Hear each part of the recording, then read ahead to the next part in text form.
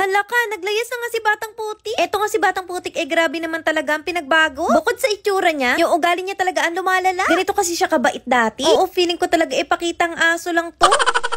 Ang bait-bait, kahit kinukutuhan namin siya, hindi talaga siya nagrereklamo. Nagpapagamot din talaga siya ng time na to. At ayun, kung magtataka kayo kung bakit ang bilis-bilis niya naman gumaling, eto lang po ang product na ginamit ko. 1 week pa lang makikita mo na ang result nitong KND Anti-Tick and Flea Soap and Spray. Tanggal ang mga kati-kati, mga garapata, yung mga sugat na galing sa garapata, dandruff, at mabilis din ito napatubo ang buhok ni Batang Putik. Sa mga gustong order, lalagay ko ito sa comment section. At ayun nga, diba dati sobrang bait niya. Ngayon wala, nag-ibang anyo na.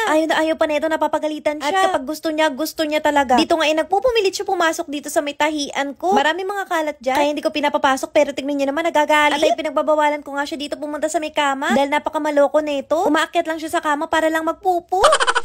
Kaya naman simula nun, pinapagalitan ko na talaga siya kapag umaakyat siya dyan. Pero nag-recruit pa nga ng kakampi.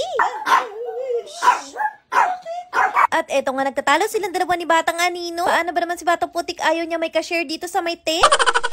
Pati nga ang Kuya Dos niya ay wala talagang kawala. Kaya lagi nga siya ditong kawawa. Dahil alam niya naman si Dos is small but terrible yan. Tsaka alam niya naman alfa-alfahan yan dito. Pero tingnan niya naman, sinisigaan niya. Ang gawain pa niya ni Batang Putik nanggigising talaga sa umaga. Siya nga ang pasimuno. Kapag umiiyak-iyak na siya ng ganyan, lahat mag-iiyakan na.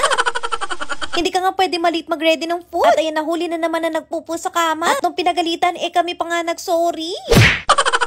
At eto na nga, parang iihi siya dito sa may sofa. Kabago-bago lang netong sofa cover namin. Kaya naman ayoko sanang masanay siya na dito iihi. Dahil paano na lang kung wala siyang diaper? Di laban na naman kami netong cover. Kaya naman napagalitan na naman si Batang Putik. At hindi namin inaasahan na maglalaya. Dito nga sa oras na to, nagtatahi ako. At yung daddy naman nila nasa computer room. Nakalimutan nga namin ilak ang pinto. Kaya naman si Batang Putik dire-diretso lumabas. Mabuti na nga lang nakasarado itong gate. Pero para na pumilit nga talaga siyang lumabas. Sobrang tagal nga namin bago na-realize na wala pala si Batang Putik. At nagulat na lang kami na dito na pala siya sa labas ng bahay. Kaya naman dali-dali siya kinuha ni Daddy Ram. Diyos ko, napagalitan lang ng isang beses, gusto na lumaya. Tama ba yun?